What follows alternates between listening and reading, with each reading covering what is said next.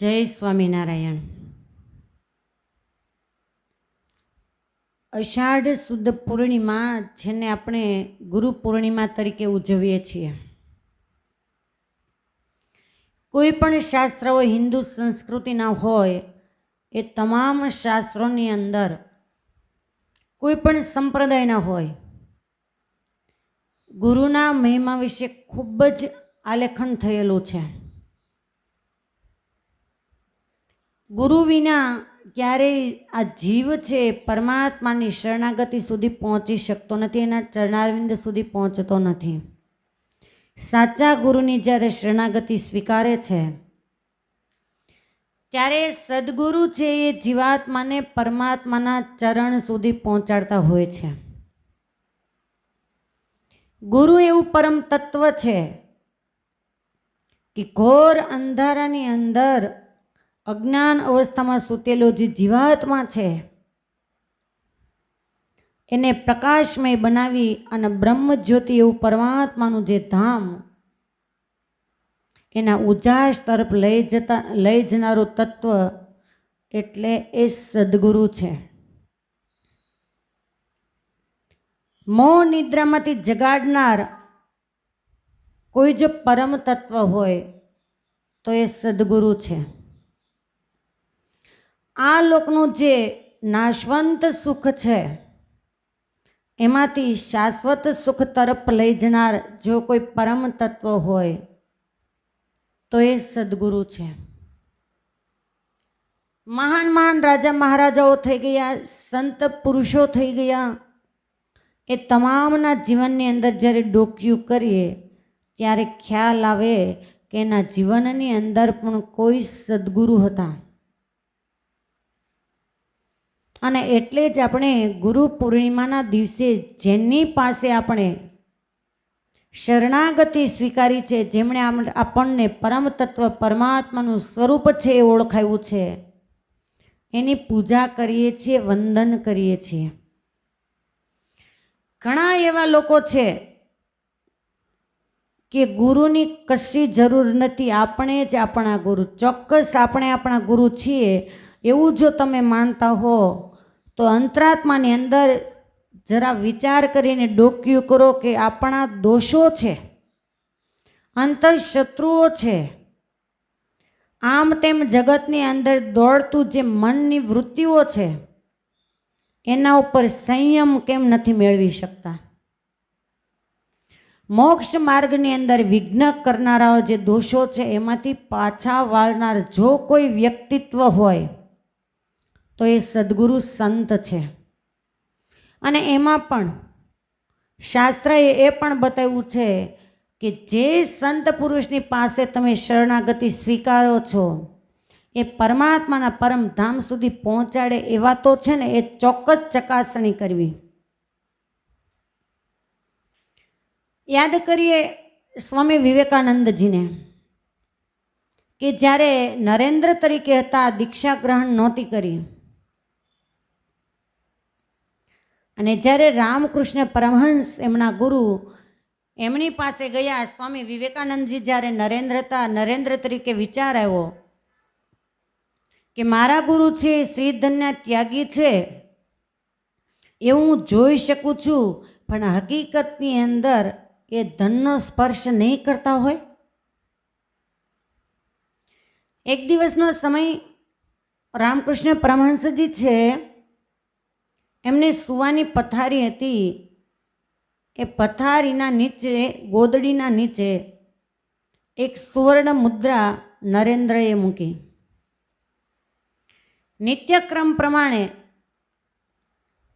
ગુરુ મહારાજ છે જ્યાં સુવા માટે પોતાનું શરીર લંબાવ્યું એ જ વખતે કાળી સીચ પાડી અને બેઠા થઈ ગયા અને બોલે, નરેન્દ્ર ઇસ બિસ્તર કે નીચે કુછ હૈ. વિચારો, શિષ્ય પણ કેવા અને ગુરુ પણ કેવા. અને ત્યારે જ વર્ષો ગયા પછી પણ આપણે એમને યાદ કરીએ છીએ, વંદન કરીએ છીએ. એ હાલી મુવાલી નહોતા કે જ્યાં કોઈ 5 વ્યક્તિ છે બોલાવે, સારા વચનથી બોલાવે અને એમના શરણે જઈએ. કોઈ રોકટોક કરે ત્યારે મનની અંદર એમ થાય કે જ્યારે જઈએ ત્યારે વઢવઢ કરે છે, બોલ બોલ કરે છે, ટોક ટોક કરે છે, અને જ્યારે ટોકનાર વ્યક્તિ છે એના વચન સારા ન લાગે એટલે અહીંયાથી બીજા ને બીજેથી ત્રીજે જાણે હોસ્પિટલ હોય એમ ઉંમરે ઉંમરે ચોખા મૂકી આવીએ. नरेंद्र कहते कि गुरु महाराज कुछ नहीं है. नहीं नरेंद्र, कुछ है बिस्तर के नीचे, मुझे दाह लग रहा है. કે જે મને અગ્નિની જેમ બળતરા થાય છે. એ જ વખતે નરેન્દ્ર છે ને બે હાથ જોડી અને ગુરુદેવને કહે છે કે ગુરુ મહારાજ, મેં જ સુવર્ણ મુદ્રા મૂકી હતી. કારણ ગુરુ મહારાજ, કારણ એ હતું કે મારા મનની અંદર વિચાર આવ્યો કે જે ગુરુની હું શરણાગતિ સ્વીકારવા મારું મન કહે છે તો પહેલાં પરીક્ષા કરું કે હકીકતની અંદર એ શ્રીધનના ત્યાગી છે. અને એટલા માટે મેં આ મુદ્રા છે મૂકી હતી, આપ મને ક્ષમા કરો. અને એ જ વખતે રામકૃષ્ણ પરમહંસ બેઠા થઈ અને નરેન્દ્રનો વાંસતો થાપડતા થાપડતા કહે કે નરેન્દ્ર, ખરા શિષ્ય તરીકે તારી પસંદગી મારી દૃષ્ટિએ છે. ખરો શિષ્ય એને જ કહેવાય કે જે સદગુરુની શરણાગતિ સ્વીકારતા પહેલાં એની પરીક્ષા કરે. પરીક્ષા એટલે પાછી કાંઈ બીજી નહીં. ઘણા તો એવા અટપટા વ્યવહારિક પ્રશ્ન લઈને આવે કે તમે આમના જવાબ આપો અમને. સંસારમાં તમે ગૂંચવાયેલા હો અને ગૂંચડવાળો છે કરોળિયાની જાળ જેવો, એ ઉકેલવાનો અમને આપે અને જવાબ ના આપે તો કહેશે કે તમારે પૂછવા ક્યાં જવું, તમારું વ્યવહારનું તમારામાં પૂછો, પૂછવા યોગ્ય હોય એ જ પૂછવું. સદગુરુની અતિ આવશ્યકતા છે. પરમાત્માના ધામમાં પહોંચાડવા માટે એ સંત તત્વ છે. આપણે સામાન્ય ભાષામાં બોલતા હોઈએ છીએ કે નુગરાનું મોઢું ન જોવું, એ અપશુકન છે. પરંતુ કદાચ એ શબ્દને આપણને બહુ જ ઓછી રીતે ઓળખતા હોઈએ છીએ. નુગરાનો અર્થ થાય છે કે જેના જીવનમાં કોઈ ગુરુનું સ્થાન નથી, એ વ્યક્તિને નુગરા કહેવામાં આવે છે. અને તમે જોજો કે કોઈ પણ સંત સાથે તમે શરણાગતિ સ્વીકારી, કોઈને પોતાનું મન સોંપ્યું, વર્તમાન ધારણ કર્યા તો તમારા આત્મામાં સંતોષ હશે. કોઈ વ્યક્તિ આવીને તમને પૂછે કે તમે કોના શિષ્ય છો, તો જેને તમે ગુરુ તરીકે સ્વીકાર્યા હોય તરત જ તમે નામ આપી શકશો કે મેં આમની પાસે કંઠી ધારણ કરી છે, શરણાગતિ સ્વીકારી છે.